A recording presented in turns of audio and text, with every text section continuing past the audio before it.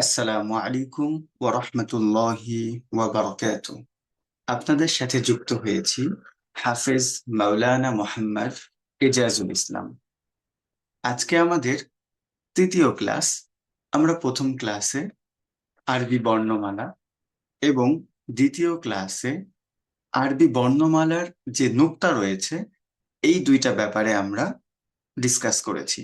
আপনারা যদি ভালোভাবে আরবি বর্ণমালা ও নুক্তা পড়ে থাকেন, আশা করি নেক্সট লেসনে গিয়ে আপনাদের কোনো প্রকার সমস্যা হবে না।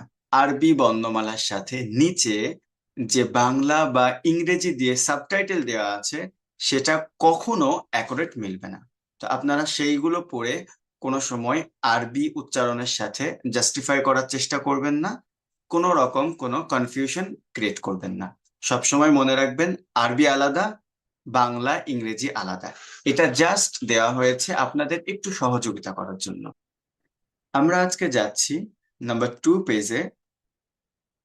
এইখানে আমরা পূর্বে যে পড়ে এসেছি আরবি বর্ণমালা এবং নুক্তা, সেম জিনিসটাই একটু র্যান্ডম ভাবে এসেছে।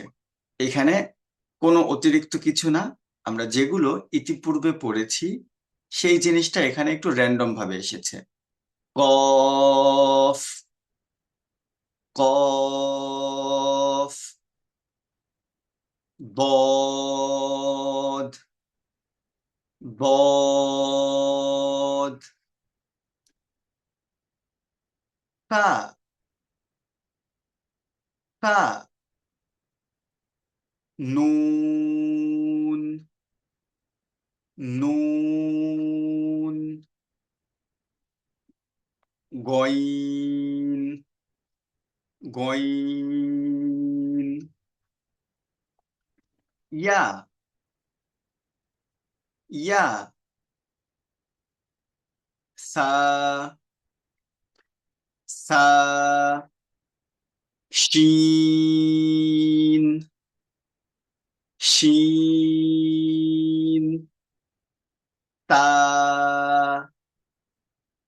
তা, জ, জ,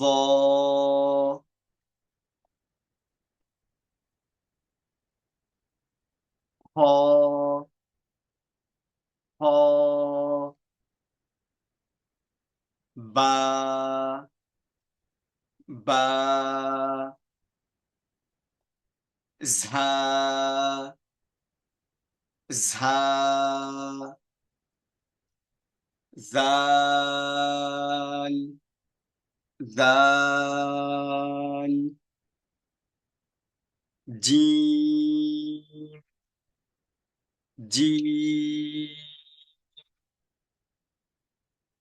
আইন, আইন, লাম, লাম, হামজা, হামজা,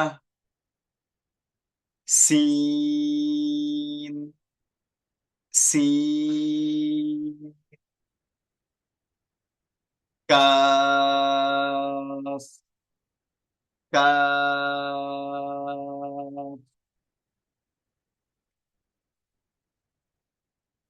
আলিফ, আলিফ, ত, ত, হা, হা, দাল, দাল, صاد، صاد، একটু চাপ দিয়ে হা, হা, ওয়াও, ওয়াও, র, র, ইয়া, ইয়া, মিম, মিম, আপনারা প্রথম দুইটা ক্লাস ভালোভাবে অধ্যয়ন করার পরে এখানে এসে র্যান্ডম ভাবে যে আরবি অ্যালফাবেট গুলো দেওয়া আছে এগুলো ভালোভাবে প্র্যাকটিস করবেন। আরবি অ্যালফাবেট গুলো যদি আপনি সুন্দরভাবে চিনতে পারেন, সেজন্যই এই র্যান্ডম পেজটি রাখা হয়েছে। আরবি অ্যালফাবেট ভালোভাবে চিনতে পারলে নেক্সটে গিয়ে আপনাদের জন্য সুবিধা হবে। দেখা হচ্ছে আমাদের নেক্সট ক্লাসে। ভালো থাকবেন, সুস্থ থাকবেন, মনোযোগ দিয়ে প্র্যাকটিস করবেন। আল্লাহ হাফেজ। আসসালামু আলাইকুম ওয়া রাহমাতুল্লাহি ওয়া বারাকাতুহু।